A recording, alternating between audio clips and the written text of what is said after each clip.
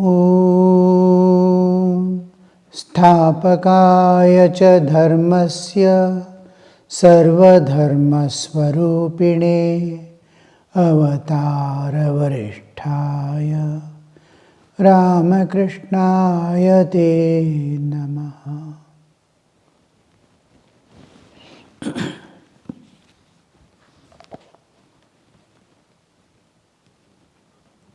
Saturday, December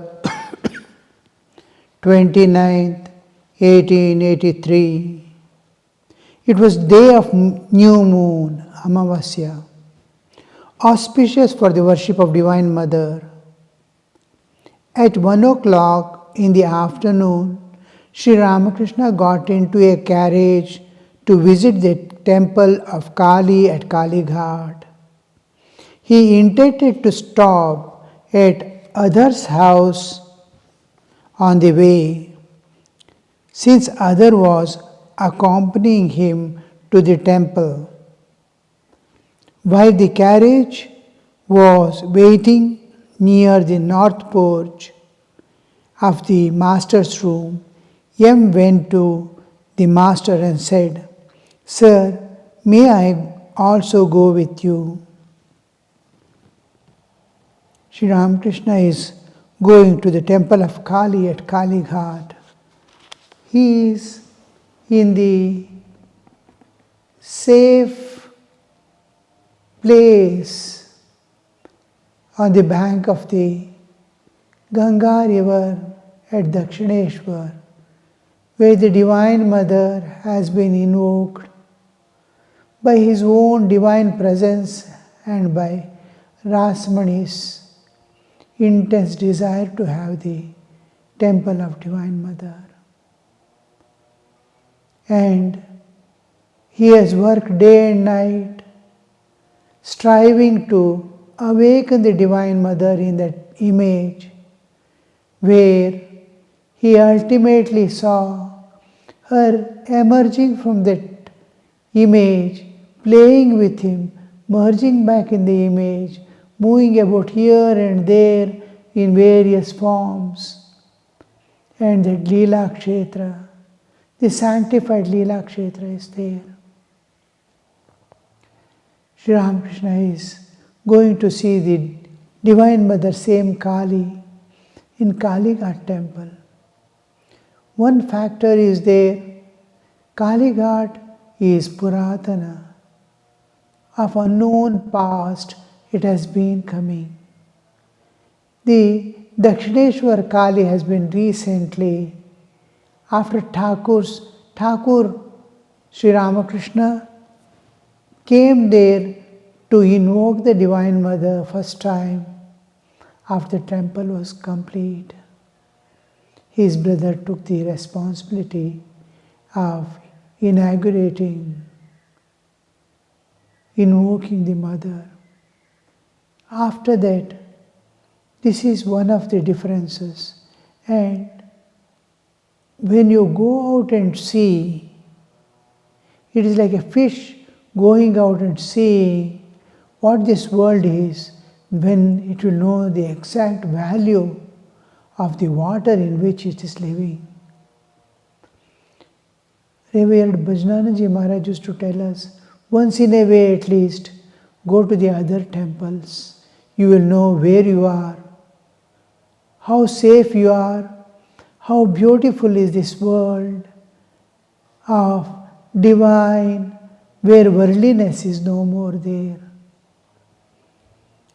Ashramas, especially where sadhus and renunciates live, it's a world of different, it's a heaven on the earth, where there is no Kamini Kanchana, where there is no enjoyments of bodily or otherwise, even intellectual understandings, intellectual light that we see, all this, whatever karmas they do, whatever they have kept, nothing belongs to them, and it is entirely for God. The body is kept for God and the service of this world. And he used to tell, you will know your duties and responsibilities at home when you go out and see. And once you go and see and come, you will understand what is your duty, what duty you have to do. Time is going. There was a story. There was a king. Everything is flourishing and nice. After he took over from his father, he built up beautiful relationships with the prajas, the citizens, all taking personal care of each house and needs of the people, the social conditions. Every day is like a festival, joyful, everywhere flowers and trees. Such a nice, beautiful, heavenly place. He is having everything, nothing lacking. All the neighboring countries also are happy with him. They come, these people go. Nice way they are living. And the king gets, suddenly he comes across, now everything is all right. What should I do? Now, 3 questions appear in his mind. What is good time? What is important time in life? Second question he comes across is, who is the important person? Who is important person in our life? The third question comes, what I have to do now? What is my duty? And what are the things to be done? And when it comes again, the 3 questions are persisting in his mind. He just thinks, let me ask my ministers. They are all wise because they have been able to help me in building up such a beautiful kingdom. He calls all the people, his ministers, and asks these questions. Most of them, and the chief one among them, answers. He says, the most important time in life is when you became king. For the second question, who is important person? The minister will say, important person is yourself, the king who is taking care of the whole country. Then what is the things to be done? Now you have to expand your kingdom. The king just listens, contemplates on what they have said, but he is not heartily able to accept these things. There must be something else. Then, after the assembly dissolves, he calls the chief minister, asks him, do you accept this? Are you satisfied with the answer you gave? He says, not exactly, but I don't have any other answer to give you. Then he says, is there any different, deeper meaning, or can you give me some light of higher understanding? He says, this is what, I am in word, I am in politics, I am in things of managing, and I have no other higher way of giving you any superior wisdom. Or if you want, you can go to some sage who can give you the answer. Then king starts searching for who are the nearby sages whom he can contact. There was, at the end of his kingdom, there was a huge mountain. On the mountain he comes to know there is a sage from long time From 2-3 decades he is staying there alone. He decides to go there and ask him. He consults the ministers. Minister advises him, it's very good, and he is a well-known man of understanding, though he is inaccessible so easily to people. Then these people, a king with a small army goes there. He climbs. He goes up to the mountain with this small army of 20-25 people. And he thinks when getting down, oh, should these people go there? I may not get that ekanta to talk with the sage. I may not get, the sage's mind also may get disturbed seeing these people of different nature. Let me go alone. He says, you people wait here, I will go and come. He alone climbs the mountain. At the top of the mountain, he almost before the peak, maybe a few meters away, he sees the cave. He peeps in. The sage is sitting in meditation. He enters. He bows down to the sage. Sage is in deep meditation. Morning they start. By almost evening they will be reaching the, here he has reached the cave and waits for the sage to come down to the normal consciousness from samadhi sthiti. Waits, 1 hour passed, 2 hours passed, 3 hours passed. The king has not, the sage has not come out. Just looks around. It is becoming a little darker. The dusk has fallen. Then he is exhausted from morning, walking all the way, climbing the tree, climbing the hill, and all that. Then finally, he thinks, let me take a little rest. He was feeling sleepy. He takes out his sword, keeps by the side, takes out his turban, keeps by its side, and lies down. The king falls asleep. Slowly, the sun rays are coming inside. The night has gone, day has come, and birds are chirping around. He gets up and sees it's already morning. Night has passed, and sage is not there. He searches inside, here, there, round. He doesn't see the sage. Then he slowly climbs to the remaining small portion of the peak and stands on the peak and looks around. Where is the sage? While looking around, he sees his own kingdom.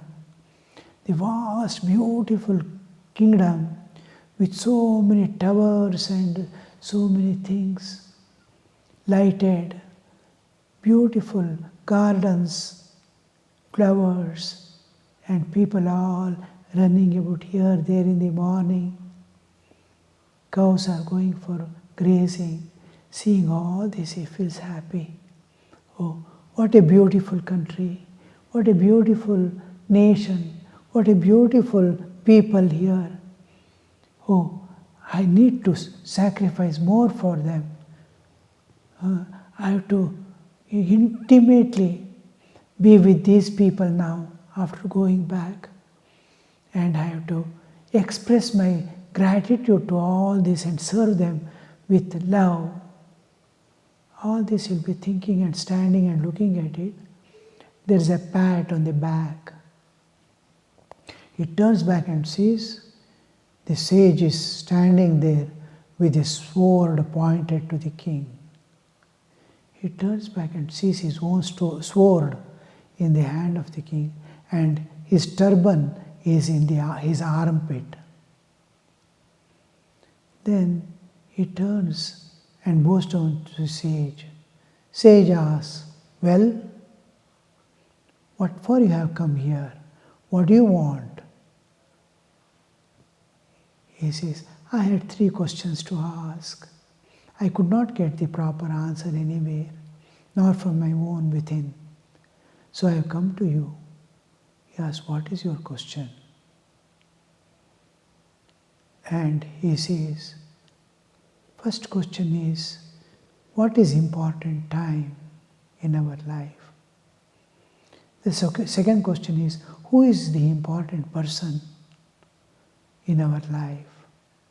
Third, what things are we to do here? The sage hands over the turban and sword. Now you can go from here. He says, I did not get answer. He says, what you have seen, what you have understood, and what you have decided is the answer for your question. He has already seen his kingdom. He has seen people around. He has seen his duties. Oh, I have to go and do. Sage already knows what he has thought. But then he says, can you explain me? I am not able to grasp. Then he says, the most important time is the present. Past has gone away. Future is yet to come.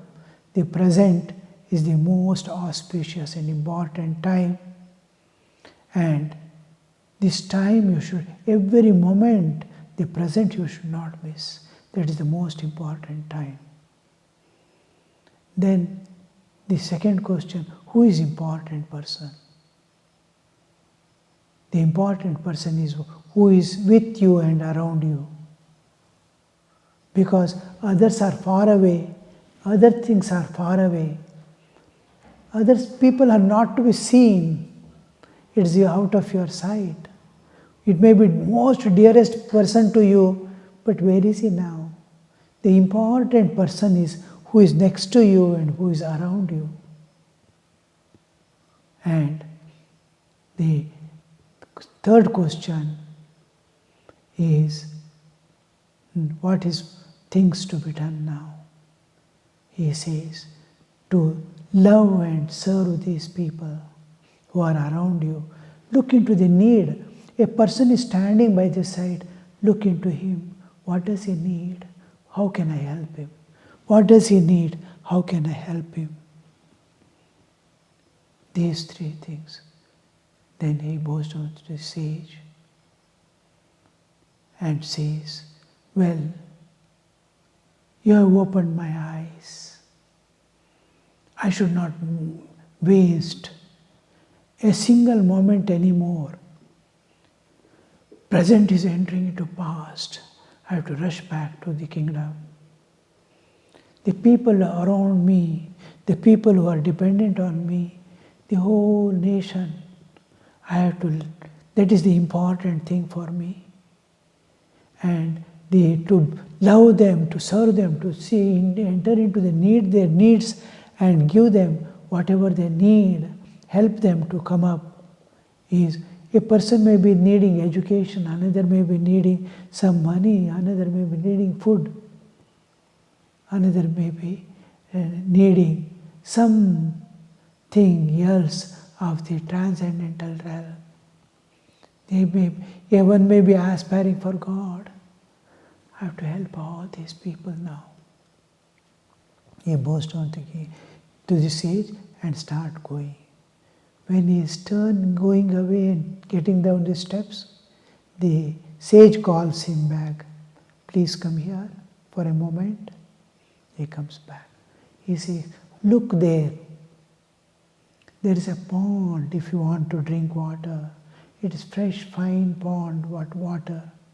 Around that is some trees having fruits. You can have fruits. And then go.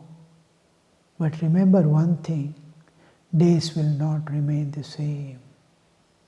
Always keep in mind, as you accept all things good and great, and you are doing your duty, things may change exactly in a different way. The most painful and disastrous days may come. Accept them. Meet the challenge. Do whatever you can do.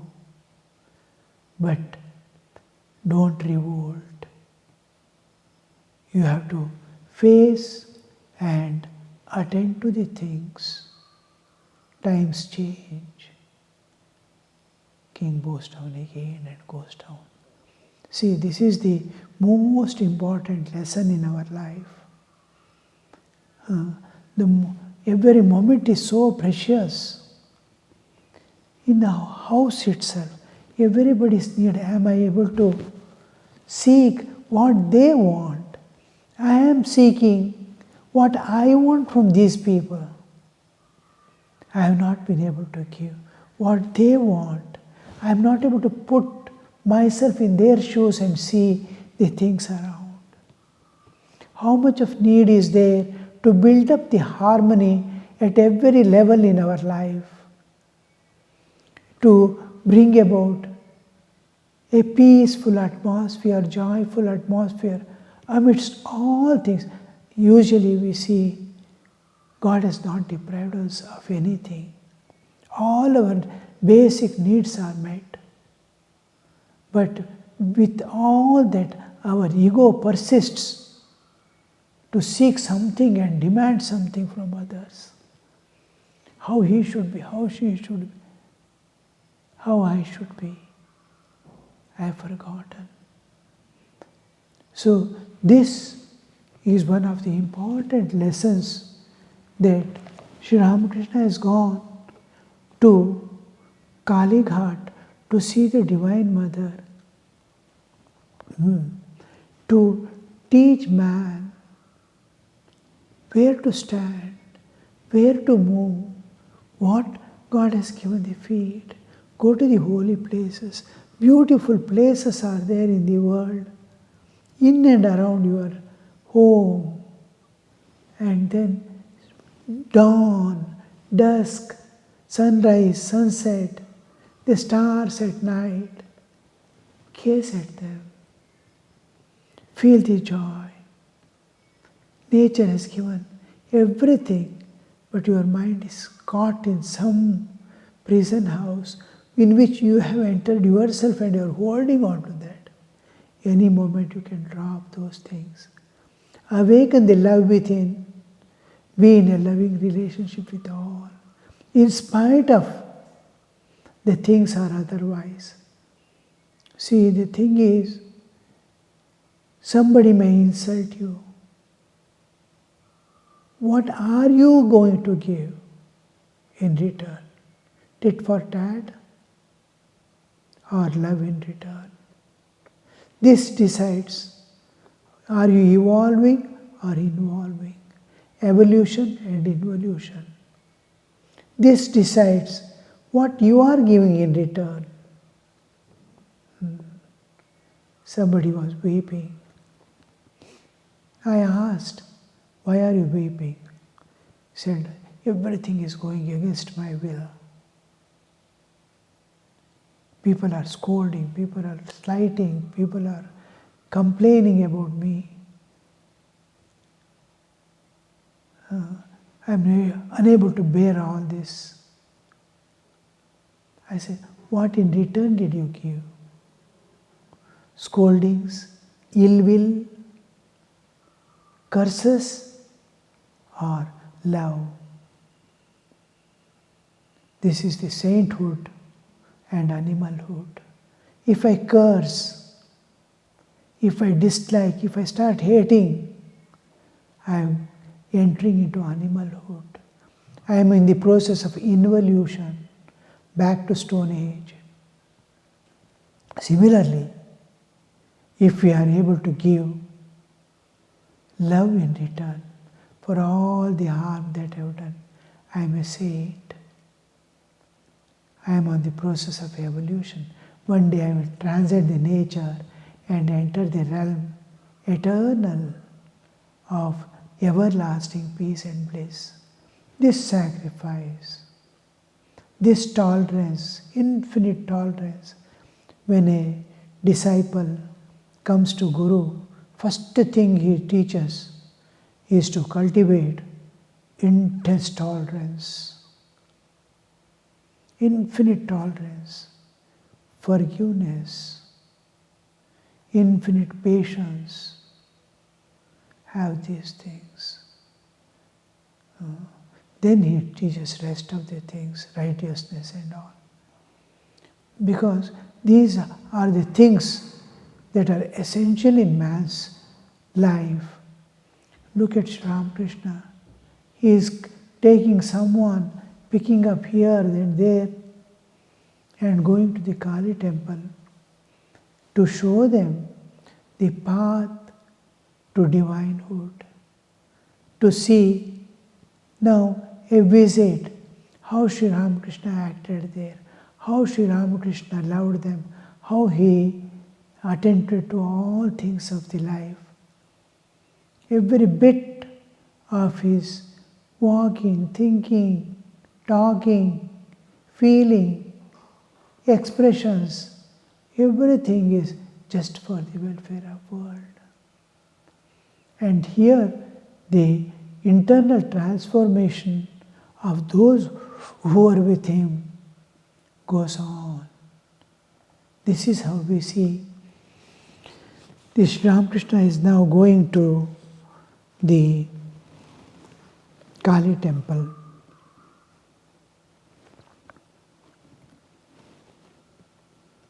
While carriage was waiting on the north porch of the master's room, M went to the master and said, "Sir, may I go with you?"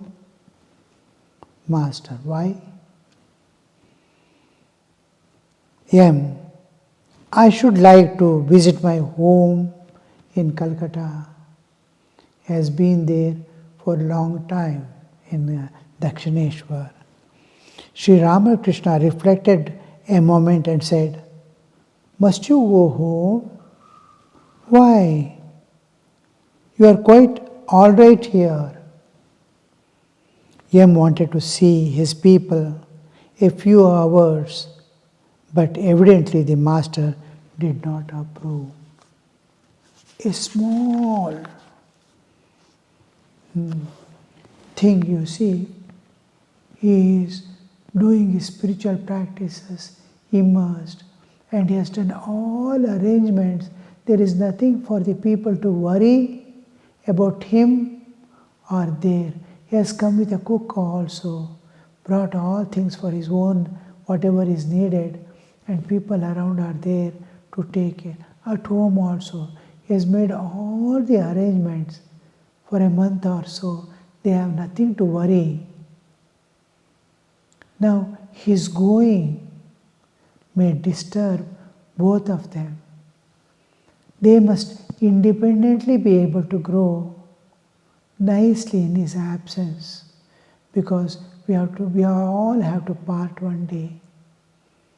So his evolution, so that more spiritual he is able to give unselfish love to all and build up inter-harmony, peace at home, mutual love he can build up. Sri Ramakrishna is seeing a future of brightness. Om Shanti Shanti Shanti Hari Om Tat Sat Shri Ramakrishna Arpanamastu.